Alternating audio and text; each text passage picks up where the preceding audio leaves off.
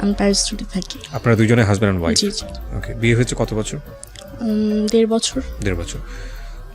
আপনারা কি মানে জেনে শুনে দুজনের আগে পরিচিত ছিলেন নাকি? জি। ওকে, আগে পরিচিত ছিলেন, তার মানে সম্পর্ক ছিল দুজনের কত সময়? আমাদের স্কুল লাইফ থেকে। স্কুল লাইফ থেকে, মানে মরলেও একসাথে মরবো, বাঁচলেও একসাথে বাঁচবো, এই টাইপের সেরকম কিছু। এই জন্যে ডুবেছেন যখন একসাথেই ডুবেছেন আর কি। রাইট। কেন বললাম সেটা আপনারা যখন ভিতরে যাবেন তখন বুঝতে পারবেন। It's a very very sensitive একটা এপিসোড। সো সুমাইয়া, আপনিই বলেন। হ্যাঁ, আমরা আজকের এই সিক্রেটসে আপনাদেরকে উপস্থাপন করছি সোশ্যাল মিডিয়াতে এবং একই সাথে আমাদের রেডিওতে। আমার মনে হয় আপনাদের এই ঘটনা থেকে অনেকেরই সচেতন হবার ব্যাপার আছে। জি বলেন। প্রথমে আমি আমার বাবার কাছ থেকে শুরু করি। জি। আমি যখন ইন্টার সেকেন্ড ইয়ার উঠেছি তখন আমার বাবা একটা বিজনেস স্টার্ট করে। বিজনেসটা লোন নিয়ে স্টার্ট করে। কলেজে ছিলাম, মানে 3 মাস পর পর হিউজ একটা অ্যামাউন্ট আসতো। তো আমার বাবা ব্যবসা করে যে একটা লাভের অংশ ছিল সেটা লোনে প্লাস মানে ঘরে মানে সংসার চালাতে চলে যেত। এর মধ্যে আমার কলেজের মানে আমরা ওরকমভাবে মানে চলতে পারতাম না। তো এর মধ্যেই বাবার মুরগির ব্যবসাটা ছিল, মুরগির ব্যবসা। ওইখানে বাবা যখন মানে রাতে যেত, সকাল ভোরবেলা আসতো। একদিন রাতে বাবা ফোন দেয়, রাত্রে 2টা কি 2:30টার দিকে ফোন দিয়ে বলে যে বাবার গাড়িতে ডাকাতি হয়েছে। আচ্ছা। বাবার কাছে 3.5 লাখ টাকা ছিল, ওটা নিয়ে গেছে আর বাবাকে অনেক মারধর করেছে। কয় ভাই বোন আপনারা? আমরা 3 বোন 1 ভাই। আপনি বড়? না, আমি সবার ছোট। সবার ছোট। ওকে। কিসের বিজনেস ছিল আপনার বাবার? মুরগির। Poultry farm?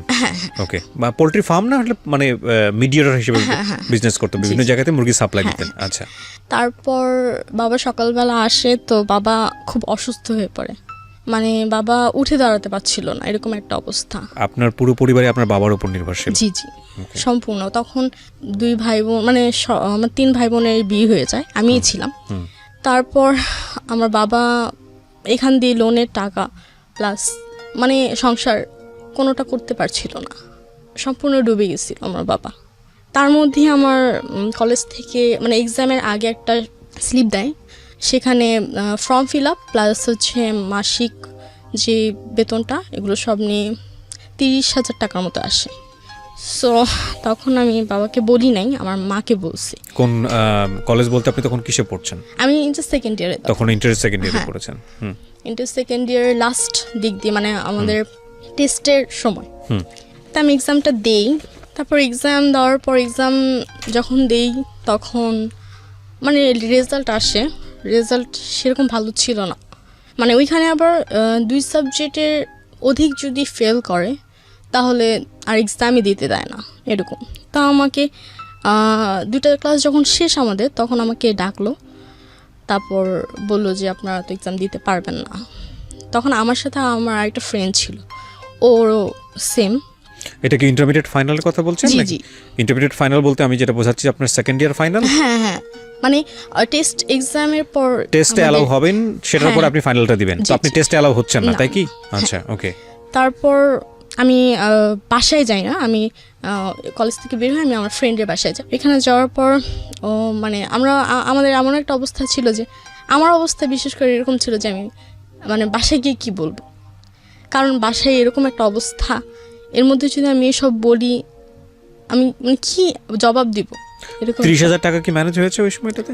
না, আমার বাবার কাছে তো বলিনি, আমার বাবার কাছে বলিনি, আমার মাকে বলেছি। এই 30,000 টাকা কিসে লাগতো? এটা হচ্ছে ফর্ম ফিল আপ প্লাস হচ্ছে 3 মাস পর পর বললাম না একটা অ্যামাউন্ট আসে, সেটা। ওকে ওকে। ফর্ম ফিল আপের জন্য এত টাকা লাগে? 3 মাস পর পর আমাদের এমন হয়ে গেছে যে আমার 28,000 30,000 করে আসছে। মানে কি সেমিস্টার ফির কথা বলছেন? এটা হচ্ছে স্কুল ফিজ, কলেজ ফি? কলেজে এমন একটা সিচুয়েশন, সেখানে ঝাড়ু দেওয়ার টাকা থেকে শুরু করে সবকিছুর এভরিথিং এত টাকা নেয় মানে বলার বাহিরে। আমরা যে প্রতিষ্ঠানের কথা বলছি এখানে, সে প্রতিষ্ঠানের দুর্নাম হবে এবং প্রতিষ্ঠানে যেহেতু এখানে কোনো কর্তা ব্যক্তি নেই, সে কারণে আমরা প্রতিষ্ঠানের নামটা এখানে মিউট করছি। But it's a situation. এটার প্রেক্ষাপটে যদি কেউ ইনভেস্টিগেট করতে চায় মানে তাহলে আমরা মনে করি যে ইনভেস্টিগেট করা উচিত। ওকে, বলেন। যাই হোক, তারপর আমি আব্বুকে বলি না, আমার আম্মুকে বলি। তা আব্বুকে বলে না, আম্মু আবার আরেকজনের কাছ থেকে ধার নেয়। আমি বলেছিলাম যে আম্মু মানে লাগবে, আমার কিছুদিনের মধ্যে লাগবে। আচ্ছা, না কিন্তু আপনি তো ফেলই করলেন, টেস্টে অ্যালাউ হচ্ছেন না। হ্যাঁ, হ্যাঁ, তো না, আপনি তার আগেই আমি বলেছি আচ্ছা। আমার লাগবে। ওই টাকা ম্যানেজের প্রসঙ্গে। হ্যাঁ, হ্যাঁ। আচ্ছা, তো টেস্টে অ্যালাউ হচ্ছেন না, তারপর আমি বাসায় গিয়ে কিছু বলি নাই। এর মধ্যে আমার ফ্রেন্ড এর বাসায় যখন আমার ফ্রেন্ড বলছিল যে যদি একটা মানে আমরা যদি অ্যাডমিট কার্ডটাও পেতাম অ্যাটলিস্ট, তাহলে হয়তো আমরা এক্সামটা দিতে পারতাম যে কোনো কলেজ থেকে।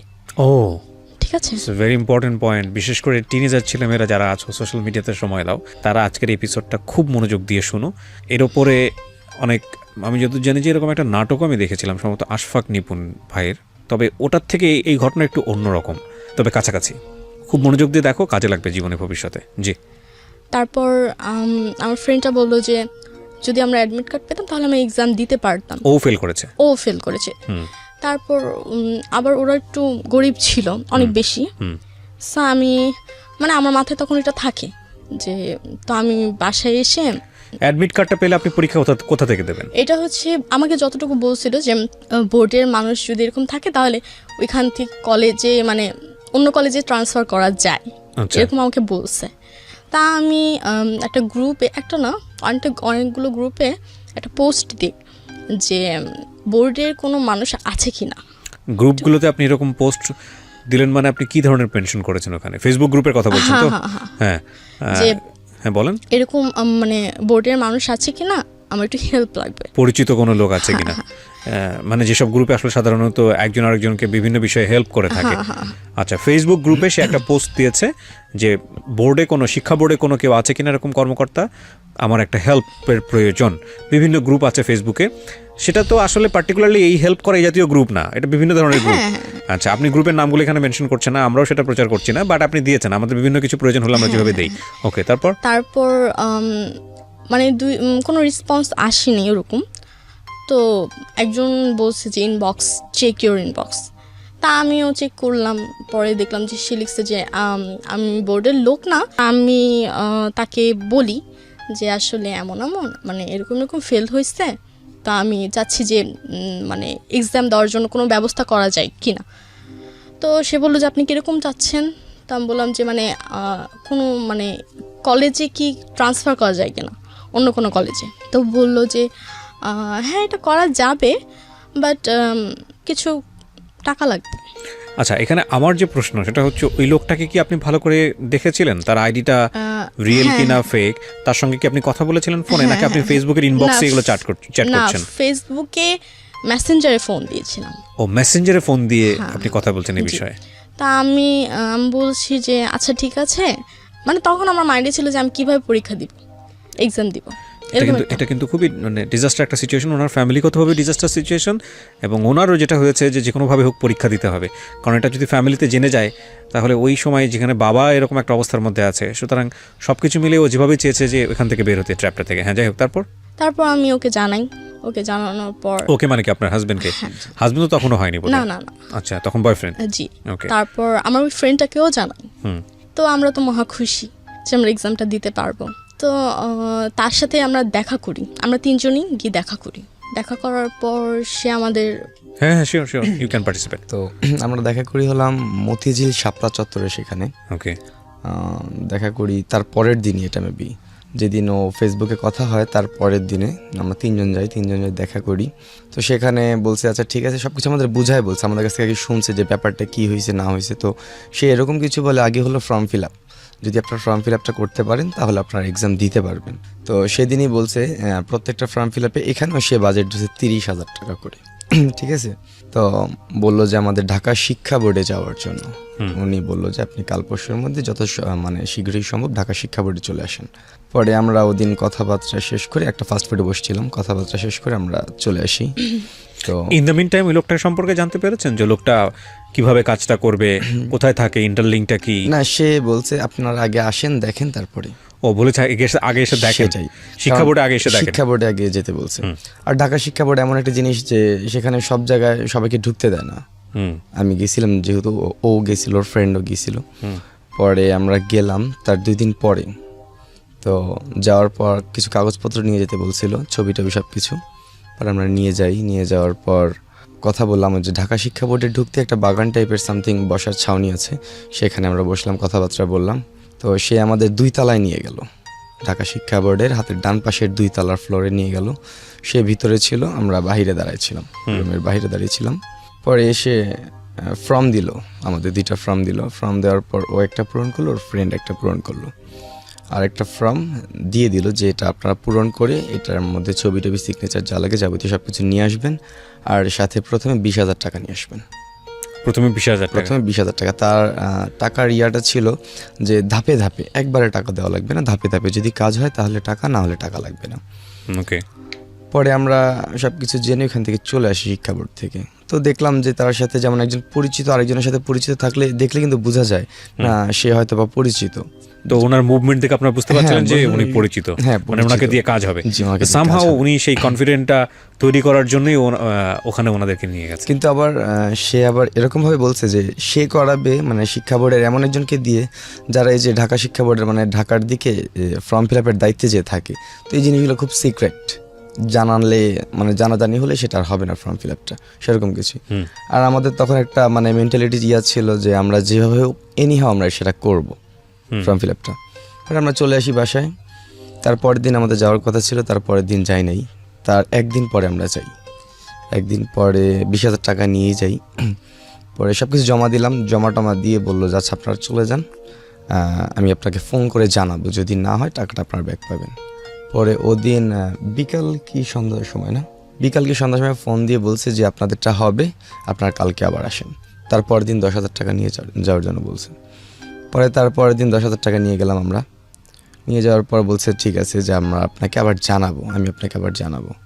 পরে ওকে ফোন দিয়ে বলছে যে হ্যাঁ হয়ে গেছে এরকম। তো তার সাথে শর্ত ছিল এরকম যে ফর্ম ফিল আপ মানে প্রবেশপত্র যেটা, সেটা পরীক্ষার 2-1 দিন আগে দিবে, কিন্তু পাবো এটা শিওর। ওকে। মানে একদম লাস্ট মুভমেন্টে সে আমাদের প্রবেশপত্রটা দিবে। পরে ওরটা হয়ে গেল। পরে ওর ফ্রেন্ডের পালা, সেম একইভাবে ওর ফ্রেন্ডেরটাও করছে। পরে এখান থেকে ওর ফ্যামিলির অবস্থাও খারাপ।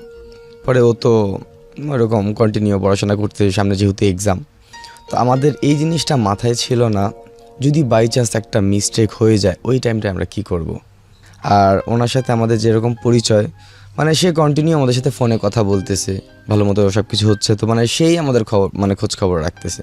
তো এখানে মানে কোনো স্কোপ নাই যে সে ফল্ট কিছু বা কোনো কিছু, কোনো স্কোপ নাই ধরার মতো। পরে একেবারে লাস্টে যেদিন পরীক্ষার আগের দিন, ইন্টার এক্সাম আগের দিন সকাল থেকে কত সালের ইন্টার এক্সাম এটা? এটা 17 2017 17 না 17 17 ওকে। তারপর পরীক্ষার আগের দিন সকাল থেকে মোটামুটি ভালো মতোই কথা হয়েছে, যে বলতেছে যে আসতেছি আমি, সমস্যা নেই, আমি তোমাদের অ্যাডমিট কার্ড দিতে আসতেছি, এরকম সামথিং কিছু। পরে হঠাৎ দুপুরের দিকে মনে হয় না, দুপুরের দিকে তার নাম্বারটা বন্ধ, হঠাৎ দুপুর থেকে নাম্বারটা বন্ধ। ও টেনশন, ওর ফ্রেন্ডও টেনশন, আমিও টেনশন। এই মুভমেন্ট এখন কি করা যায়, মেসেজ যাই বলেন, অনলাইন থেকে অনলাইনেও পাচ্ছি না, ফোনেও পাচ্ছি না, মেসেজ মানে কোনো জায়গায় তাকে পাচ্ছি না। ও তো এখন মাথায় আকাশ ভেঙে পড়ছে, এই টাইমটা কি করব। পরে হঠাৎ করেই আমরা সন্ধ্যা পর্যন্ত এরকম দেখি যে কি হয়। সন্ধ্যা পর্যন্ত তার সাথে আর কোনো কন্ট্যাক্ট করতে পারিনি। ঢাকা শিক্ষা বোর্ডে যাবো এরকম কোনো স্কোপ ছিল না ওই মুভমেন্টের মধ্যে। পরে এই টাইমে আমরা সিচুয়েশন নেই, মানে ও ইয়া করে যে ও বাসা থেকে এখন বের হয়ে যাবে, কারণ কালকে হলো ওর এক্সাম। সকাল হলে ওর মা ওকে বলবে চল আমি তোকে দিয়ে আসবো এক্সাম হলে, ঠিক আছে। সে কই যাবে তাহলে? আপনাদের সিট প্ল্যান নিয়ে কিছু বলেছিল, কোন কোন কলেজে পড়েছে বা কি অবস্থা? এটা বলেছিল আইডিয়ালের এখানে পড়বে আমাদের, মানে এটাও ক্লিয়ার করে নাই? কোনো না। ক্লিয়ার করে নাই। পরে সন্ধ্যার সময় ও ঘর থেকে বের হয়ে আসে, ওর ফ্রেন্ডও আসে, তিনজন একসাথে দেখা করি। কি করব কোনো দিশাহারা। ওর ফ্রেন্ডও বলতেছে ও বাসায় যাবে না, ও বলতেছে ও বাসায় যাবে না। পরে ওর ফ্রেন্ড, ওর চাচা না কোনো আত্মীয় জানি বাসায় চলে যায় ওই মুভমেন্টে। আর আমি আরও ওই টাইমেই মানে ডিসিশন নিই যে আমরা বিয়ে করব না, বিয়ে না, আমরা পালায় যাব, কোথাও চলে যাব। Sorry, it's a very pathetic thing, but বলেন। মানে আমরা তখন সিচুয়েশনের শিকার, মানে এমন একটা অবস্থা, ওর ঘরে জানাজানি হলে ওর ঘরে মানে এমন একটা সিচুয়েশন, ওর বাবা অসুস্থ, এখান থেকে ব্যবসা বাণিজ্য একেবারে শেষ, এর মধ্যে ওর মা টাকা ধার করে নিয়ে আসছে, সেই টাকা দিয়ে আমরা এরকম কিছু করছি, এখন এটা বললে কীরকম একটা সিচুয়েশন, সেজন্য ও এরকম মেন্টালিটি না নিতে পেরে বের হয়ে আসে। পরে আমিও বাসায় ওরকম কিছু না বলে চলে যাই কোথায়, আমি নারায়ণগঞ্জে আমার ফ্রেন্ডের বাসায় যাই, ওকে সাথে নিয়ে। ওকে সাথে নিয়ে রাতে যাই। পরে ওর মা তো ওকে ফোন, আমাকে ফোন, ওর বাসায় জানতো আমার সাথে ওর রিলেশন, এটা জানতো, ফোন দেয়। তো আমরা বলি যে আমরা চলে আসছি। বলে কোথায় চলে গেছো তোমরা? আমি বলি এরকম এরকম চলে আসছি আমরা এখানে, বলবো না। পরে 3-4 দিন এভাবে গেল, এক্সাম তো আর দেওয়া হলো না ওর। 3-4 দিন যাওয়ার পর ওর বাবা আমার নামে মামলা করে। আপনার নামে মামলা করে? হ্যাঁ, আমার নামে মামলা করে। আপনি মেয়েটাকে ভাগায় নিয়ে গেছেন? হ্যাঁ, এরকম কিছু। আপনারা কি করেন ইন দ্য মিনটাইম? কি বিয়ে শাদী করেছেন? না না, তখনও বিয়ে শাদী করেন না, তখনও করিনি। ফ্রেন্ডের বাসায় ছিলাম 2 কি 3 দিন ছিলাম। পরে হঠাৎ একটা রাতে ফোন আসে আমার শাশুড়ি, বর্তমানে ওর আম্মু, যে বাবা আমাকে এরকম এরকম তোমার আঙ্কেল রাত্রেবেলা মেরে আমাকে ঘর থেকে বের করে দিছে। তো এই রাত্রেবেলায় মহিলা মানুষ কোথায় যাবে বলো? আমি জানি তোমরা নারায়ণগঞ্জে আছো, তোমরা আমাকে অ্যাড্রেসটা বলো, আমি আসি, আমি সকালবেলা চলে যাব। তো এত রাত্রেবেলা 2টা কি 2:30টার সময় এমন রাত্রেবেলা ফোন দিয়েছিল। পরে বললো যে তোমরা কোথায় আছো, আমি জানি নারায়ণগঞ্জে, আমাকে ঠিকানাটা বলো, আমি রাতটুকু তোমাদের এখানে থাকি, সকালবেলা চলে আসবো, ব্যাপারটা আমি কাউকে বলবো না, সমস্যা নেই। ওকে। পরে আমি চিন্তা করলাম ঠিক আছে, আপনি তাহলে নারায়ণগঞ্জ চলে আসেন। নারায়ণগঞ্জ ঝালকুড়ি পাকশা মাজার রোডে অ্যাড্রেস দিলাম, সে আসলো। পর আসার পর ফোন দিল যে আমি চলে আসছি। তো আমি বললাম আপনি সরকারি স্কুলের সামনে দাঁড়ান, আমি আসতেছি। পরে ওই রাতে ফজরের আধা ঘন্টা কি 1 ঘন্টা আগে এমন টাইম। পরে আমি বের হলাম, বের হয়ে তাকে যখন আনতে যাব, তার সাথে দেখা করা মাত্র আমি তখনই অ্যারেস্ট। মানে আলটিমেটলি হচ্ছিল মামলা করে তারপরে পুলিশ নিয়ে গেছে এই সিস্টেমে আপনাদেরকে ধরার জন্য। ওকে। পরে অ্যারেস্ট হলাম ওইখান থেকে। পরে ও আসলো, তখন আসার পর নিয়ে আসলো আমাদের মিরপুরে। ওরও তো বয়স তখন হয়নি, 18 হয়নি নাকি? 18 হয়েছে, বিয়ের বয়স হয়েছে তখন, সার্টিফিকেট অনুযায়ী হয়েছে। আচ্ছা। পরে থানায় নিয়ে আসলো ফজরের টাইম। পরে আমাকে আশ্বাস দিল যে মামলা তখন হবে কি না। করছিলেন? মানে পড়াশোনা করছিলেন ওই সময়টাতে নাকি জবে ছিলেন? না, আমিও স্টাডির মধ্যে ছিলাম, আমারও এক্সাম দেওয়া হয়নি। মানে আমার জন্য ওটা হয়নি। আপনি তখন কিসের এক্সাম দেওয়ার কথা? ইন্টার। ও, আপনারা দুজনেই ব্যাচমেট? জি। পরে আমাকে আশ্বাস দিয়েছে যে মামলা দিব না, সমস্যা নেই, নিয়ে যাব। পরে আমার ফ্যামিলিও আসছে, ওর ফ্যামিলি তো ছিলই সকালবেলা। পরে একটা মীমাংসা হয়েছে যে সকালবেলা কোর্ট থেকে আমাকে নিয়ে আসবে, কোর্টে এটা ইয়া হবে যে কোর্ট ম্যারেজ করে ওখান থেকে আমরা চলে আসবো। তো তারপরের দিন কোর্টে উঠালো, পর আর কিছু হলো না। পরে আমাকে কেরানীগঞ্জে নিয়ে চলে গেল, সেখান থেকে জেলে 5 মাস প্রায় 22 দিন, মানে 6 মাসের মতো আমি জেলে ছিলাম। পরে আমার জামিন ওর ফ্যামিলি থেকেই করাইছে। পরে আসার পর মানে ওই সময়টাতেও বিয়ে হয়নি আপনাদের? না, ওই টাইমটা বিয়ে হয়নি। পরে 6 মাস আসল শ্বশুর বাড়ি চলে গেছে। পরে আসার পর ওদের বাড়িতে আমি উঠি। ওঠার পর এটার থেকে আরেকটা পিওর জেল, মানে ওটা ছিল হচ্ছে আসল জেল, আর এটা হচ্ছে একবারে আমি আসল শ্বশুর বাড়িতে উঠলেন। হ্যাঁ। পরে ওদের বাসায় উঠি। ওঠার পর কয়েকদিন ছিলাম। ওরাই ছাড়িয়ে নিয়ে এসছে? মানে আপনার হবু ওয়াইফ যেভাবে হোক ম্যানেজ করেছে। আপনি তখন কি বলছিলেন বাসায়? ইন দ্য মিন টাইম কি জানাজানি হয়েছে আপনার কি অবস্থা চলছিল, মানে কেন আপনারা পালালেন, কি অবস্থা সব বলেছেন বাসায় এই ঘটনা? আচ্ছা, তারপর? আমি তো তখন ভিতরে, তখন আমার আর কিছু আমি জানি না যে বাইরে কি হয় না হয়, তখন ওই জিনিসটা ইয়া করছে। পরে ওর বাসায় উঠি। ওঠার পর ওর বাবা একদিন জিদ করে বলে যে আচ্ছা তোমরা যাও, বিয়ে করে আসো কালকেই, ঠিক আছে? তো আমরা দুজন আবার ওই ওর বাসাতেই ওঠেন? কেন ওঠেন ওর বাসাতে? ওর বাসা থেকে কেন উঠি, কারণ আমার ফ্যামিলিতে এটা মেনে নেয় না, এই সম্পর্কটা। যাবে কোথায়? হানিফ সংকেতের একটা নাটকে বোধহয় দেখেছিলাম এরকম, যে সম্ভবত আই এম নট শিওর, যে চোর গেছেন, প্লিজ ডোন্ট মাইন্ড, আমি আসলে এক্সাম্পল দেওয়ার জন্য বলছি, চোর গেছে কোনো একটা এলাকায় চুরি করার জন্য, কোনো একটা ঘরের মধ্যে সব কিছু নিয়েছে, চুরি করেছে। এখন যার ঘরে চুরি হচ্ছে সে বুঝতে পেরেছে চোর চুরি করছে, সে ভাবছে দেখি কি করে। সো দেখতে দেখতে দেখলো ঘরের সব কিছু নিয়ে নিয়েছে। তো নিয়ে এসে চলে গেছে, এবং তারপরে চোর নিজের বাড়িতে এসে তারপরে হচ্ছে বাতি জ্বালিয়েছে। জ্বালানোর পরেই যে ব্যক্তিকে দেখে, মানে যে যার বাসায় চুরি করেছে, সে তার সামনে দাঁড়িয়ে আছে। এই আপনি এখানে? তখন বলছে সবই তো নিয়ে আসছেন, আমাকে রেখে কি করবেন, আমিও চলে আসলাম। তো আলটিমেটলি ওকে রেখে আসছিল জেলে, ও বের করে তো লাভ নাই, ও তো ঘরের মধ্যে ঢুকে বসে আছে। ওকে, আপনি হচ্ছেন সলিড লাভার, যেটাকে বলা যায়, যে এসপার ওসপার হয়ে যাবে, প্রেমিকা ছাড়বেন না। Very good. ওকে, বলেন তারপর? পরে রেগে মেগে বললো বিয়ে করে আসো, যাও। তা আমি আবারও তার এই কথারই চান্স নেই, কারণ কেন আমি বের হওয়ার পর, জেল থেকে বের হওয়ার পরও মানে তাদের ছিল, দুই ফ্যামিলির ছিল যে বিয়ে হবে না হবে না। ওকে। তো ওর বাবা যেহেতু একবার জিদ করে বলেই ফেলছে যে কালকে তোমরা যাও বিয়ে করে আসো, তখন আমরা এই কথা চান্স নিয়ে ডাইরেক্ট তারপরের দিন মতামত চেঞ্জ হতে পারে কিন্তু এই চান্সে করে ফেলি। আচ্ছা, পরে কোর্টে চলে যাই। তো আমার মামলার যে উকিল ছিল এখনও উনি আছে, তো ওনার চেম্বারে ডাইরেক্ট যে আমরা বিয়েটা সারি। ঘটনা ভুলে যেন না, যে ঘটনার প্রেক্ষাপটে ওদের পরীক্ষা দেওয়া হলো না, বিয়ে হলো, ওই ঘটনাটা ভুলে যেন না। যে লোকটাকে হাত করে ওরা বলতেছে যে ওই প্রতিষ্ঠান পর্যন্ত পৌঁছে গেছে এবং একটা ভুয়া প্রবেশপত্র বের করবার জন্যে, একটা ইল্লিগাল প্রবেশপত্র বের করার জন্যে, এই ঘটনাটা ভুলে যেন না, কারণ এটাই আসল ঘটনা সামনে আসতেছে। বিয়ে করলেন আপনারা? বিয়ে করে 2000 সালের 2000 কত সাল? এটা হলো 2018। 2018 সালে বিয়ে করেছেন। আমি জেল থেকে বের হয়েছি 25 তারিখে, জুলাই মাসের 25 তারিখ, আর আমরা বিয়ে করি হলাম 30 তারিখে। ওকে, তারপর 5 দিনের মধ্যে। পরে আমি আমার ফ্যামিলিতে এটা মেনে নেয়নি, কারণ আমার একটা বাইক ছিল, তো আমি যখন জেলে ছিলাম তখন থানায় বাইকটা নিয়ে যায়, পরে ওই বাইকটা আমি আর পাই না।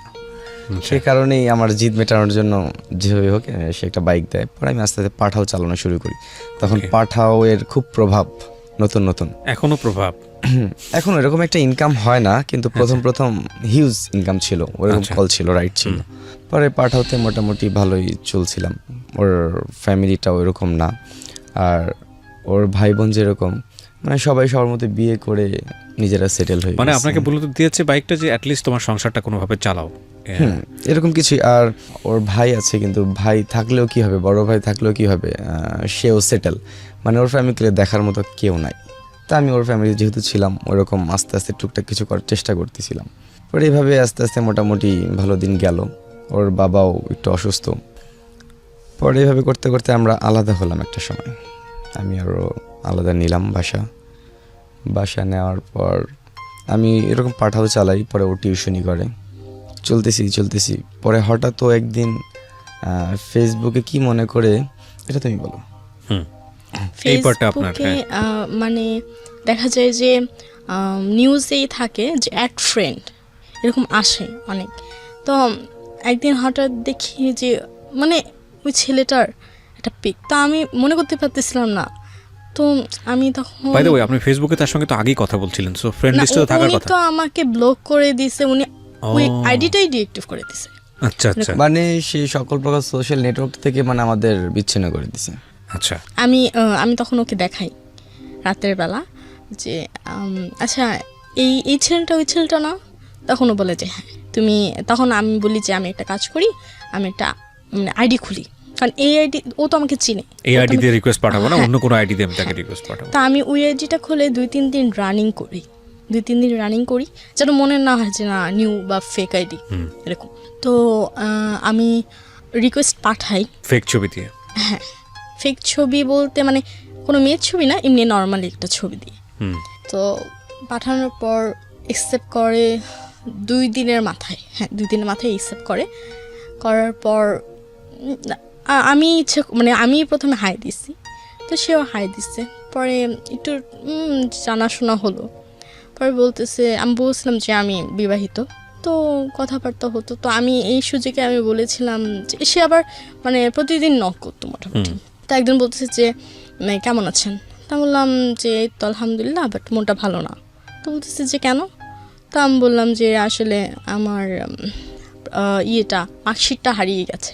তো বললো যে মার্কশিটটা হারিয়ে গেছে কোথা থেকে? তো বললাম আমি কলেজ থেকে আসতেছিলাম, তখন হারিয়ে গেছে। আপনার প্ল্যান কি ছিল, মানে লোকটাকে ধরা? হ্যাঁ। তখন বললো যে না, তখন কোনো রেসপন্স দেয় না এরকম। তা আমি তো বলতেছি যে আমি কিভাবে পাবো, আমি তো মানে বলতেছি কিভাবে পাবো, আমি খুব টেনশন হচ্ছে, বাসায় কেউ জানে না এরকম বলতেছি। তো বলতেছি যে বাসায় কেউ জানে না? আমি বলি না। বলে এখন কি করবেন? আমি বলি আমি জানি না, মানে যেভাবে হোক আমার এটা লাগবে। তো বলতেছে যে আচ্ছা ঠিক আছে, তাহলে একটা কাজ করেন, আমার বোর্ডের মানুষের সাথে লিঙ্ক আছে। তা আমি বলি আচ্ছা তো এটা উঠানো যাবে? বলছে হ্যাঁ উঠানো যাবে না কেন, এটা তো মার্কশিট, এটা কোনো ব্যাপার না। তারপর বলতেছে যে আচ্ছা ঠিক আছে, তাহলে আমরা একটু সামনাসামনি কথা বলি। তো আমি বললাম না সমস্যা নেই, আমি তো বাসা থেকে বের হতে পারি না, নিষেধ, শুধু কলেজে আসা যাওয়া এই। বলছে আচ্ছা ঠিক আছে, তাহলে কিভাবে? আমি বলি সমস্যা নেই, আপনার প্রতি আমার বিশ্বাস আছে। তো বলতেছে আচ্ছা ঠিক আছে, কিছু টাকা লাগবে। তা আমি বললাম কীরকম? বলে যে এই তো 10-15 হাজার টাকার মতো। তা আমি বললাম দেখেন আমি তো স্টুডেন্ট, আমি এরকম মানে এত অ্যামাউন্ট আমি ম্যানেজ করতে পারবো না। তো বলে আচ্ছা ঠিক আছে, আপনি ম্যানেজ করতে থাকেন, আমি আপনাকে জানাবো। তো এরকম কথা হতে থাকে। তো তার সাথে আমার সেপ্টেম্বরের দিকে মানে পরিচয় হয় আর কি, সেপ্টেম্বরে। তো আমাকে এসে বলে যে আচ্ছা ঠিক আছে, আমি কথা বলেছি হবে, তো আপনি আমার সাথে দেখা করতে পারবেন না, আপনি কি বিকাশে টাকাটা দিতে পারবেন? তা বলে আসলে বিকাশে হয়তো বা ঠিক হবে না। তো বলতেছে আমি বলি আচ্ছা আপনি কি বাসায় আসতে পারবেন? আমার বাসায় আম্মু আছে, তো আম্মুকে আমি বলছি, আম্মু বলছে যে আচ্ছা ঠিক আছে, তাহলে আমি তোমার ওই ভাইয়ের সাথে একটু কথা বলি। তো বলতেছে যে আচ্ছা দেখি, সে মানে শিওর না। তো মানে আস্তে আস্তে সে এই কথাগুলো কি আপনার সঙ্গে তার সাথে মেসেঞ্জারে হচ্ছে নাকি ফোনে হচ্ছে? না না না মেসেঞ্জার। তখন আমি তাকে ফোন নাম্বার দিইনি, তখন মেসেঞ্জারেই বলতেছেন? আচ্ছা, চ্যাট করতেছেন। হ্যাঁ। তারপর বলতেছে যে মানে সে আস্তে আস্তে আপনি থেকে তুমিতে এসে পড়ছে। তো বলতেছে যে তোমার হাজব্যান্ড কোথায় থাকে? আমি বললাম আমার হাজব্যান্ডের বাসায় থাকে, আমার কাবিন হয়েছে, আমাকে উঠায় নেয়নি এখন। বলে আচ্ছা ঠিক আছে, চলো আমরা একদিন মিট করি। তারপর মানে একটু বেশি ফ্রি হয়ে যাচ্ছিল। তা আমি ওকে এটা জানাই। পরে আমি বলি না, আমি দরকার নেই, আমি আনবো না, আমার ভালো লাগতেছে না, এরকম কথাগুলো। তো বলে দেখো মানে আনতে তো হবেই, একটু কষ্ট করো, আনতে হবে। পরে এমনও গেছে যে ও মেসেজে চ্যাট করছে, আমি করিনি। ওকে, মানে আমাদের প্ল্যান ছিল যে এনি হাউ যেভাবেই হোক তার সাথে যেরকমই চ্যাটিং হোক না কেন তাকে আমার আনা লাগবেই। আর আরেকটা জিনিস একটু মিসিং করে গেছি, আমি জেল থেকে বের হওয়ার পর ওকে কলেজ থেকে ওইখান থেকে করে আমাদের আবার অ্যাডমিট করে সেকেন্ড ইয়ারে। তারপরে আমরা আলাদা হই, মানে ও কন্টিনিউ, আমার ইচ্ছা ছিল যে ও যাতে এক্সামটা দেয় ইন্টার, যেহেতু দিতে পারে নাই, পরে আবার ও কন্টিনিউ আবার স্টাডি শুরু করে, কিন্তু আমি আর করি নাই।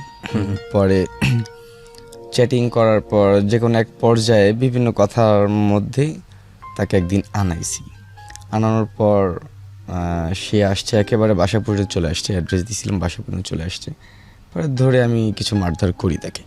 আমি নিজেই ছিলাম, আর আমার ভাগনা ছিল, আমার ভাগনা বলতে ওর বোনের ছেলে ছিল। পরে আস্তে আস্তে রাত হয়ে গেছিলো, পরে আমি ওই ছেলেটাকে আমার বাসায় রাখি, বাসায় রেখে ওর গার্জিয়ানকে ফোন দিই। ফার্স্টে ওর গার্জিয়ানকে ফোন দিই, ওর গার্জিয়ানের কথা সকালবেলা আমরা আসতেছি। আর যেহেতু আস্তে আস্তে প্রায় তখন রাত্রেবেলা প্রায় 12টা-1টা এমন টাইমে। ওর বয়স কিরকম? আপনাদের মতোই? না, আমাদের চেয়ে বড়। বিয়ে শাদী করেছে? না না, তার 1 মাস পর তার বিয়ে। ওকে। সে বলতেছিল যে যার সাথে আমার কিন্তু বিয়ে, হাইট ওয়েট মানে খুবই বড় ছিল, স্বাস্থ্যবান ছিল। মানে সে বলতেছিল যার সাথে আমার বিয়ে, আমার ওকে পছন্দ না। এখানে একটা কথা বলি প্রিয় দর্শক এবং শ্রোতা, আমরা যে ব্যক্তিটাকে নিয়ে কথা হচ্ছে তার কোনো আইডেন্টিটি এখানে রিভিল করিনি। ইভেন আপনারা যাদেরকে দেখতে পাচ্ছেন ওদেরও আইডেন্টিটি আমরা এখানে রিভিল করিনি, because this is not investigative show. এটা আমাদের অনুষ্ঠানের একটা সীমাবদ্ধতা।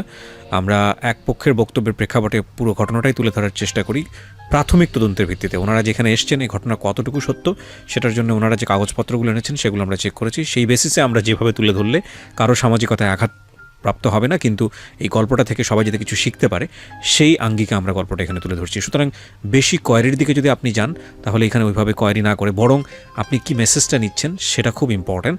আমার মনে হয় ওই মেসেজটার দিকে তাকান।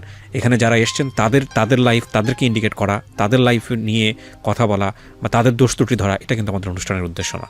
এবং সেক্ষেত্রে আপনি কীভাবে নেবেন সেটা আপনার ব্যক্তিগত ব্যাপার। জি বলেন। তারপর ও যখন আসে মানে ও মারধর বলতে একটা চর দেয় এরকম, এর বেশি কিছু দেয় না। তো আমি বলি যে এটা কী করতেছো, আশেপাশে মানুষ আছে। তো সে বলতেছে যে ভাই ভাই ভাই আমাকে পুলিশে দিয়েন না, ভাই আমার পুলিশে দিয়েন না। তো ও বলছে পুলিশে কেন দেব, আপনার বাবা মাকে ফোন দিয়েছি, আবার ওর আব্বু আমাকে ফোন দিয়ে সব বলা হয়েছে এভরিথিং। তখন ও মানে এর আগেও এরকম কিছু কাজ করছে, কারণ যখন ওর বাবা মাকে ফোন দিছে ওর সাথে আমি কথা বলেছি, ফার্স্ট আমি কথা বলি নাই। তোর বাবা মার কথা ছিল এরকম 2 দিন পর পর এমন কাজ করবি আমাদেরই যাওয়া লাগবে, এবারে তুই থাক, এবারে বুঝ মজা। মানে ওর বাবা মার ফার্স্ট কথা ছিল এরকম ওর সাথে। কারণ ওকেই বলছি যে ওর বাবা মাকে মানে আমার শ্বশুর শাশুড়িকে জানাই নেই ব্যাপারটা। ভাবছি যে রাত হয়ে গেছে সকালবেলায় জানাবো, ওর ফ্যামিলিতে আস্তে আস্তে লেট হবে। আর কারণ ও থাকে হলো মতিঝিল মহিলা ডিগ্রি কলেজের ওখানে। পরে সকালবেলা গেট খুললাম, গেট খোলার সাথে সাথে দেখি পুলিশ চলে আসছে। ও তো পুলিশ দেখেই মানে ডাইরেক্ট বলতেছে যে আমাকে আটকা রাখছে, মানে ওর এরকম মতবাদ ছিল। পরে ওর বাবা মা আসছে বাসার মধ্যে, বলে যে আমার ছেলেকে আটকা রাখছে ওরা, ডাইরেক্ট কথা। পরে পুলিশও আমাদের এরকম কোনো কথা শুনে নাই, পরে এখান থেকে আমাদের নিয়ে চলে আসছে দুজনকেই, আমাকে ওকে আর ওর ভাগনা ছিল কলেজ থেকে, মানে ওর ভাগনা আমাদের বাসায় হয়ে তারপর ওর বাসায় যাবে। Point to be noted, number 1, প্রথম কথা হচ্ছে এই লোকটাকে তারা ঘরের মধ্যে কেন আটকে রেখেছে, এই জায়গাটার প্রেক্ষাপটে ওরা যদি ইতিহাসের দিকে যায়, মানে রিজনটা কি, সেখানে কিন্তু ওনারা দোষী। খুব নর্মাল জায়গাতে যদি আমি বিষয়টা বলি, একটা হচ্ছে আপনারা নিজেরাও ইল্লিগাল পথ বেছে নিয়েছিলেন, সে কারণেই এরকম একজন ইল্লিগাল অ্যাক্টিভিটি করা একজন মানুষ আপনাদের ঘরের মধ্যে। তার মানে আপনারা ওনাকে ধরাতে গেলে আপনারা নিজেরাও বিপদে পড়েন। যদি আইনের চোখে যায় বিষয়টা, তাহলে আপনি কোনো দিক থেকেই পার পাচ্ছেন না। মানে প্রথমত হচ্ছে কোনো একজন মানুষকে আপনি আটকে রাখতে পারবেন না আইন অনুযায়ী, তাকে আপনাকে পুলিশকে ইনফর্ম করতে হবে। কিন্তু কথা হচ্ছে পুলিশকে আপনি ইনফর্ম করবেন কোন বেসিসের ভিত্তিতে? আপনি নিজেও তো অপরাধ করছেন, রাইট। তো এটা হচ্ছে সেদিন কীরকম একটা ইন্টারেস্টিং ইনফরমেশন দেখছিলাম, সম্ভবত কোনো একটা কুমিল্লার কোনো একটা লোকাল নিউজ পত্রিকা এসছে, which is may not be authentic. আপনারা নিশ্চয়ই জানেন, ইটস ভেরি ইম্পর্ট্যান্ট। এখন বাংলাদেশে কিন্তু পুলিশের একটা, আপনারা জানেন পুলিশ সেবা নিতে হলে 999 আমরা ফোন দিই, এবং এটা খুব ভালো একটা স্টেপ আমি মনে করি বাংলাদেশ সরকারের। তো এরকম একটা খুব ইন্টারেস্টিং নিউজ দেখছিলাম এরকম, যে একজন ভদ্র মহিলা ফোন দিয়েছে 999-এ। এটা সত্য কি মিথ্যা আমি জানি না, এটা মেবি ফানি হবে। তো ফোন দিয়ে বলছে যে আমি কমপ্লেন করার জন্য ফোন দিয়েছি। কী কমপ্লেন? বলছে আমার সাথে 50% শেয়ারের কথা ছিল, কিন্তু সে নিয়েছে 80%, আমাকে দিয়েছে 20%। তো ঠিক আছে, নিব আমরা কেস, কিন্তু কিসের জিনিস? হচ্ছে গাঁজা। তো এটার জন্য সে কমপ্লেন করেছে পুলিশের কাছে। তাহলে বোঝেন কী অবস্থা, মানে কোনটার জন্য আসলে পুলিশের কাছে যেতে হয়, এটার বিষয়েও আসলে আমরা অনেক সময় ওয়াকিবহাল। তো ওরা আসলে এক অর্থে ওয়াইজই ছিল বলবো, কারণ ঘরের মধ্যে নিয়ে এসে নিজেরা পেনাল্টি দিবে। আচ্ছা, আপনারা কী করতেন বলেন? প্ল্যান কী ছিল, ফিউচার প্ল্যান কী ছিল? কেন ওর বাপ মাকেই ডেকে নিলেন, কেন বা নিজের ঘরের মধ্যে রাখলেন, কী করতেন আপনারা? ওর বাবা মাকে ডাকার কারণ হলো ওর বাবা মার সাথে আমার শ্বশুর শাশুড়ির একেবারে করবো, ডাইরেক্ট সামনাসামনি করাবো। কারণ ওর বাবা মা বলছে যে আমরা সকালবেলা আসতেছি, সমস্যা নেই। তো সেক্ষেত্রে রাতটা ঘুমাইছি, সকালবেলা গেটের নকে আমি না, শ্বশুর শাশুড়িকে সামনে করার লাভটা কি? মানে শ্বশুর শাশুড়ি কি ঘটনা বিশ্বাস করতেছিল না? না, বিশ্বাস তো অবশ্যই করছে। যে টাকাটা আমরা দিছি তাকে, সেই টাকাটা তো আমাদের যদি এখন আসে, সেটা আমাদের জন্য অনেক কিছু। ও মানে ওর কাছ থেকে টাকাটা আপনারা নিয়ে নেবেন, এইটার জন্যই মূলত কাজটা করছেন না। এটার জন্য তারা পুলিশের কাছে যেতে পারবে না, কারণ তারা নিজেরাও তো ইল্লিগাল কাজ করেছে। তো ঠিক আছে, কিন্তু সেটা তো হলো না, ঘটনা তো অন্যদিকে যাচ্ছে। খুব খুব শিক্ষণীয় একটা গল্প আজকের এই, মানে ওনাদের যে ঘটনাটা ঘটেছে সেই প্রেক্ষাপটে। বলেন তারপর? পুলিশের কাছে পরে থানায় নিয়ে গেল, রূপনগর থানায়। পরে সেখানেও থানার মধ্যে প্রায় 6-7 দিনের মতো আমরা ছিলাম। 6-7 দিন থানার ভিতরেই ওরা মামলা দিয়ে দেয়, আমাদের কথা বিশ্বাস না করে। অপহরণ মামলা? হ্যাঁ, ওদের মামলাটাই নেয় পুলিশ। আমাদের রিমান্ড টানে 5 দিনের। আর ওরা দাবি করে যে আমরা ওকে আটকে রেখে আমরা টাকা চেয়েছি, এরকম কিছু ওর বাবা মা এই অভিযোগটা করে। ঠিক আছে, কিন্তু আমাদের কাছে প্রমাণ ছিল যে ওই ব্যক্তি যাকে আমরা টাকা দিয়েছিলাম ফর্ম ফিল আপের জন্য, আর সেই মাঝখান থেকে আমাদের সাথে সম্পর্কটা বন্ধ। কি প্রমাণ ছিল আপনাদের কাছে? আমাদের কাছে যেমন মোবাইলের মেসেজ ছিল কিছু, কারণ ব্লক দিলেও একজনের মেসেজ চলে গেলে আরেকজনের মেসেজটা থাকে, সেরকম কিছু। কিন্তু তারা তো আমাদের কোনো কথাই শুনে নেই। আমরা যে লকআপের ভিতরে লকআপই, গার্জিয়ান আর কতটুকু জানে। পরে রিমান্ডে দিল। আমার শ্বশুর শাশুড়ির মানে ফ্যামিলির এমন অবস্থা, এর মধ্যেও রিমান্ডে মারে নাই, টাকা দিয়ে রিমান্ড কাটাই দিছে। তো বুঝি পুলিশের যে টর্চার, মানে অমায়িক, বলার মতো না। কারণ কেন, পুলিশ আমাকে যখন বের করছে রিমান্ডে নিবে, একটা রুমের মধ্যে একটা জানালা ছিল। আমার শাশুড়িকে এমন অবস্থা করছে যে তাকে থানার ভিতরে থাকতে দেবে না, বাহিরে। আমার শাশুড়ি সারা রাত বাইরে ছিল, মানে থানার বাইরে। তো আমাকে বলছে জানলা দিয়ে ডাক দাও, তুমি ডাক দিয়ে তুই বল টাকা দেওয়ার জন্য, নাহলে মারবো। আমি যখনই ডাক দিই তখনই মানে আমাকে বাড়ি দেয়, যাকে মার বলে। মানে তাদের যে রুল, ব্যাথের রুল তো অনেক লাগে, প্রচণ্ড লাগে। যে টর্চার ছিল মানে সহ্যনীয়, মানে সহ্য করার। আপনি তো রিমান্ডে ছিলেন, হ্যাঁ, তো আপনার অভিজ্ঞতা কি? আমাকে মানে মারে নাই, বাট ও একটা রুম ছিল, ছোট একটা রুম, মানে পর্দা দেওয়া ছিল, মানে ঢুকলেই 2টা সোফা। তো সেখানে বসাইছে, বসানোর পর লাঠি নিয়েছে। লাঠি নেওয়ার পর বলতেছিল যে এখন তুই স্বীকারোক্তি দে, তাহলে হয়তো বা আমি ভালো কিছু লিখতে পারবো। মানে তোদের বাঁচাই দিতে পারবো, আর তোর বাবাকে বল 70-80 হাজার টাকার মতো দিতে, তাহলে আমি ওরকমভাবে আমি যা লিখবো তাই। তা আমি বললাম যে দেখেন আঙ্কেল, আমার বাবার ওরকম এখন নাই, দিবে কিছু সেই সামর্থ্যটা এখন নাই। তো সেটা বলতে মানে সে বিশ্বাসই করতেছে না। তারপর আমাকে যখন লক আপ করে তখন বলতো যে ওকে ঘুমাতে দেওয়া যাবে না, আমাকে ঘুমাতে দেওয়া যাবে না। তো আমি বসে থাকতাম, তাও 10 মিনিট পর পর এসে মানে ডাক দিত যে জেগে আছেন, বললাম হ্যাঁ, ঠিক আছে, মানে এরকম। আর যখনই বের করতো আমাকে, বেশিরভাগ আমাকেই বের করছে, ওই রুমে নিয়ে গেছে। আর ওইখানে পুলিশ মানে মহিলা পুলিশ 2 থেকে 3 জন ছিল এরকম। তো যে আমাদের নিয়ে গেছে, মানে আমাকে রুমে নিয়ে গেছে, তো বলতেছে যে আচ্ছা ঠিক আছে, তোমার আম্মুকে ফোন দাও আমার ফোন দিয়ে। তা আমি বললাম ফোন দিয়ে কী বলবো? বলে যে বলো যে আমাকে অনেক টর্চার করতেছে, আমাকে অনেক মারতেছে, প্লিজ টাকা দিয়ে যাও। তা আমি কি বলবো তখন, মানে এখানে সোফার সামনে, তো এই পাশে 2টা সিটের সোফা, ওইটা সিঙ্গেল। তা আমি এখানে বসে আছি, সে এখানে এসে বসার পর বলতেছে যে বলো আমি আছি এখন, মানে তুই থেকে তুমি এসে পড়ছে, বলো আমি আছি, সমস্যা নাই, কিছু কমই রাখবো, এরকম বলতেছে। আর মানে মাথায় হাত দিচ্ছিল, মাথায় হাত দিতে মানে এভাবে পিঠে। তা আমি আমি আমি মানে সকাল ভোর, তখন তাদের নাইট ডিউটি ছিল, তো সকাল ভোর 4:30-5টার দিকে তখন আমি আম্মুকে জাস্ট ওই অবস্থায় ফোন দিয়ে বলি যে মা আমি কি করব, আমি আর কিছু বলতে পারি না, যে মা আমি কি করব। তা আমি বলি কী হয়েছে? আমি বলি মা আমাকে তো টর্চার করতেছে অনেক। বল টর্চার করতেছে মানে তোমাকে কি গায়ে হাত দিচ্ছে? আমি বলি না মা, এর চেয়েও বেশি। তখন আম্মু বুঝে যায়, তখন আম্মু মানে সঙ্গে সঙ্গে চলে আসে। তখন মানে আমি কান্না করতেছিলাম। আমার আম্মুর সাথে আমাকে দেখা করার কোনো সুযোগ ছিল না।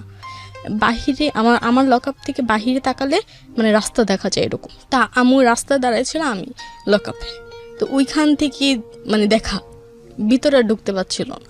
তারপর একটা মহিলা পুলিশ আসছিল পরে, মহিলা পুলিশটা এসে বলতেছে যে রিমান্ডে কে আছে? মহিলা বলতেছে উনি। বলতেছে যে কখন রিমান্ডে নিতে হবে? বলছে যে আপনি আধা ঘন্টা পর ফ্রেশ এসে রিমান্ডে নেন। তখন উনি আসছে আবার, এসে বলতে দেখছিস তোকে রিমান্ডে নিবে, কিন্তু রিমান্ড কাকে বলে জানিস? তা আমি বললাম আমি কি করব বলেন, আমার কথা তো আপনারা বিশ্বাস করতেছেন না। তো বলতেছে সেটা আমার দেখার দরকার নেই, মানে তারা ওপেনলি টাকা চাচ্ছে, ওপেনলি বলতেছে যে 60-70 হাজার টাকা দে। এখন তো আমি 60-70 হাজার টাকাও মানবো না, কারণ তোর আমাকে চাতাই দিছিস। এখানে আবার আমাকে রেখে ওকে আবার বের করে ওই রুমটাতে নিয়ে মানে আমাকে দেখাচ্ছে, ওকে মারতেছে। আমি এখানে কান্না করতেছি, ওকে মারতেছে। তো ওকে মারতেছে, তো আমি কান্না করতেছি, তখন না পর্দাটা লাগাই দিছে, মানে বুঝলো যে এখন আমি ওকে অনেক মারবো, এরকম একটা। মানে তারা এরকম একটা সিচুয়েশন বানিয়ে ফেলে যে তাদের টাকা লাগবে এনি হাউ, এখন তারা যা ইচ্ছা তাই করবে আমাদের সাথে, কিন্তু টাকা তাদের দেওয়াই লাগবে। আর তারাও জানে যে যে মামলাটা আমাদের নামে দিয়েছিল তারা মিথ্যা মামলা, তারাও জানে, কিন্তু তারা বলে যে এখন কিছু করার নাই, মামলা তো আমাদের নামে নেই। পরে তাদের মামলাটাই নিল।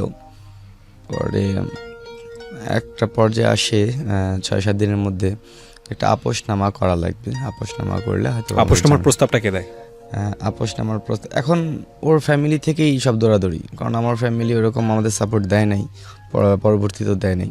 পরে এখন আপোষ হওয়ার জন্য ওই ফ্যামিলিতে একটা ডিমান্ড চেয়ে বসে, কিছু আবদার করে। মানে যেই ফ্যামিলি বলতে আপনার যেটা বোঝাচ্ছেন, যেই লোকটাকে আমরা টাকা দিয়েছিলাম, ও এখন উল্টা আপনাদের কাছ থেকে টাকা চাচ্ছে যে আপোষ করো। দেখেন অবস্থা, কিছু করার নাই, কারণ আপনি ফেসে গেছেন।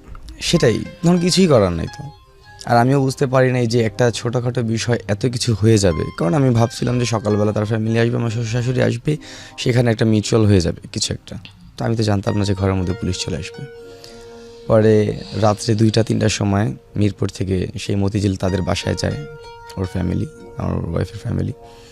যে এখান আসার পর যেখানে আমরা আলাদা বাসা নিয়েছিলাম, সেখান থেকে আবার আমরা শ্বশুরবাড়ি চলে আসি। মানে আমি শ্বশুর বাড়ি আবার চলে আসি ওকে নিয়ে। পরে এটা নিয়ে আর বাড়াবাড়ি আমরা করি নাই। ওর অবস্থাও খারাপ, ওর ফ্যামিলির অবস্থাও খারাপ, মানে সব ঘোলাটে হয়ে গেছে একেবারে। পরে ওর যে ভাই ছিল, ওর ভাই, আমি যে বাইক দিয়ে পাঠাও চালাতাম সেই বাইকটা ওর বড় ভাই নিয়ে নিল। তা আমিও এখন বসা, ওইরকম কিছু করতে পারি না। পরে মাঝখানে জব নিয়েছিলাম, কিন্তু ফিক্সড স্যালারির না, কমিশনের চাকরি, যে যদি ক্লায়েন্ট হয় তাহলে টাকা, না হলে টাকা না।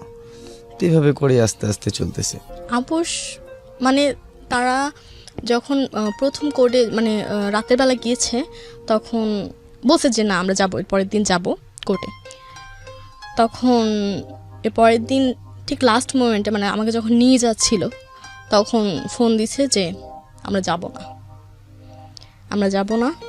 তখন বলতেছে যে আম্মু বলছে কেন, আপনারা তো বলছিলেন যাবেন, তা এখন সমস্যাটা কি? বলে না আমরা চাচ্ছি ওদের সাজা হোক।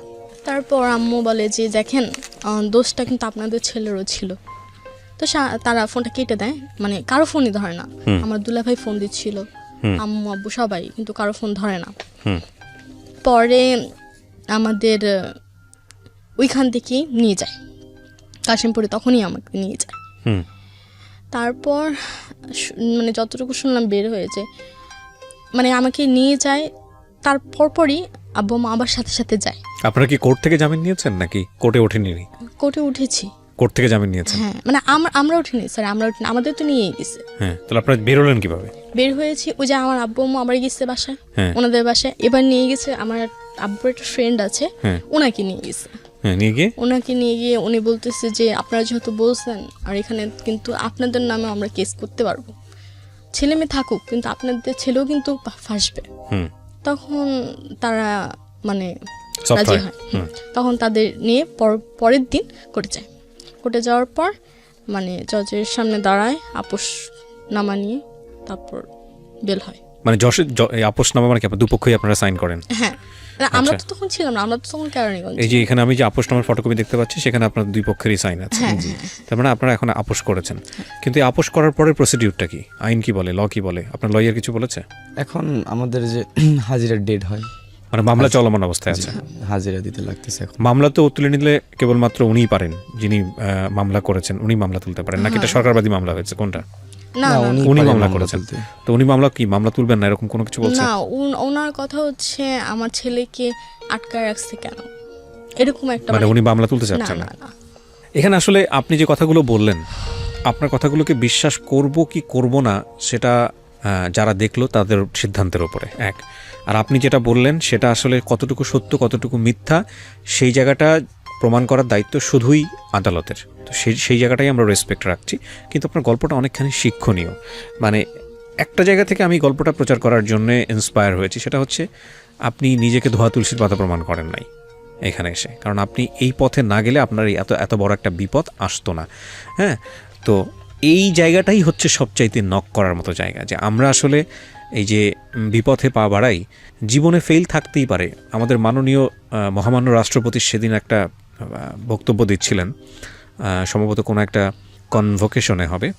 তিনি বলছিলেন আমি জীবনে ফেল করেছি বহুবার, এত প্রাউডলি বলছিলেন জীবনে ফেল করেছি বহুবার, কিন্তু একটা বারও আমি নকল করিনি। এবং নকল নিয়ে তিনি বলতে গিয়ে খুব ক্ষেপে যাচ্ছিলেন যে কেন নকল করতে হবে, এবং শুনেছি কোথাও বাবা মা নাকি নিজে গিয়ে সন্তানের কাছে নকল দেয়।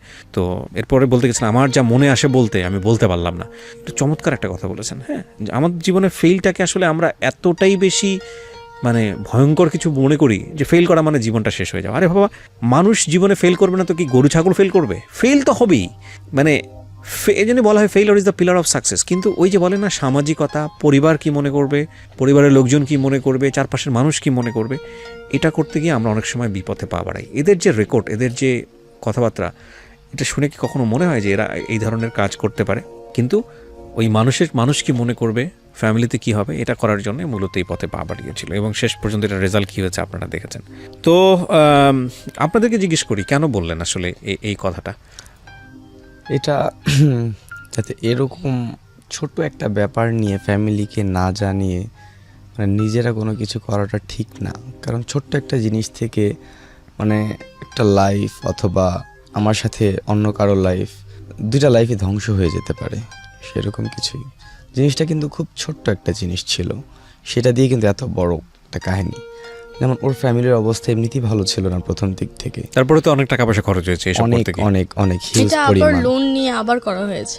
এই যে এখন আবার যে সিচুয়েশনটা বর্তমানে আবার সেই আগের মতো দাঁড়িয়ে গিয়েছে। কিরকম, তখন ফর্ম ফিল আপের যে টাকাটা ছিল, অ্যামাউন্ট ছিল 30,000, ওর মা ধার করে দিয়েছিল। এখনও ওর আবার সেই ইন্টার এক্সামের ফর্ম ফিল আপের টাইম। তো কিছুদিন আগেই 3-4 দিন আগে আমি ওর স্যারের সাথে কথা বলেছিলাম, তো বললো যে টাইম শেষ, তবু এখনও বোর্ডে লেট ফি দিয়ে হয়তো বা করা যাবে। কিন্তু ওর ফ্যামিলিরও এখন ওইরকম অ্যাবিলিটি নাই।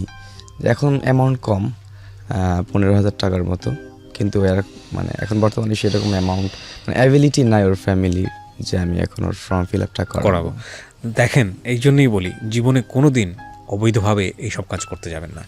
এবং এই যে সার্টিফিকেট, নকল সার্টিফিকেট করা, তারপরে অবৈধ উপায়ে এইসব কাজ করা, শিক্ষার ব্যাপারে কখনোই করবেন না, কখনোই করবেন না। মানে শেষ যে কথাটা বলে শেষ করব, ভাই একাডেমিক সার্টিফিকেট না জীবনে অনেক কিছু দেয় না। মানে একাডেমিক সার্টিফিকেট এটা শুধুই একটা গেট পাস মাত্র কোনো একটা জায়গায় ইন করার জন্য। কিন্তু জীবনে সফল হতে হলে একাডেমিক সার্টিফিকেট ছাড়াও সফল হওয়া যায়। আর ওই সফল মানুষকেই আসলে রিকগনাইজ করে। আপনি 4-5টা সার্টিফিকেট জীবনে অনেক অর্জন করেছেন, গোল্ডেন A+ পেয়েছেন, এটা পেয়েছেন, ওটা পেয়েছেন, এটা সামনে ধরে হাঁটেন, কেউ আপনাকে চিনবেও না। কিন্তু আপনি যদি আপনার মহল্লার মধ্যে, আপনার কমিউনিটির মধ্যে একজন ভালো মানুষ হন, একজন যদি সাকসেসফুল মানুষ হন, দেখবেন আপনাকে যে দেখছে সেই আপনাকে রেসপেক্ট করছে। ওই রেসপেক্টটা অর্জন করার জন্যে খুব বড় মাপের বিদ্বান ব্যক্তি হতে হবে বিষয়টা এরকম না, সেটা যে কেউই হতে পারে, জাস্ট অনেস্টি থেকে। সো আমার মনে হয় যে ওরা আজকে এখানে আসলো, এটা অনেক বড় একটা শিক্ষণীয় একটা এপিসোড। এবং এরা নবদম্পতি, বিয়ে শাদী করেছে, আমাদের এখানে বেশ কয়েকবার এসেছিল। আমি পুরো কাগজপত্রগুলো নিয়ে একটু ইনভেস্টিগেট করেছি, দেখেছি প্রাথমিক পর্যায়ে যতটুকু দেখার দরকার, তারপরে আমরা এদেরকে এখানে প্লেস করেছি। আমরা দোয়া করব আপনাদের জন্য। একটা কিছু তো ভালো হয়েছে যে আপনি ওকে যেভাবেই হোক না কেন নিজের জীবনের সঙ্গে জড়িয়ে ফেলেছেন, এটা একটা ভালো সাইন।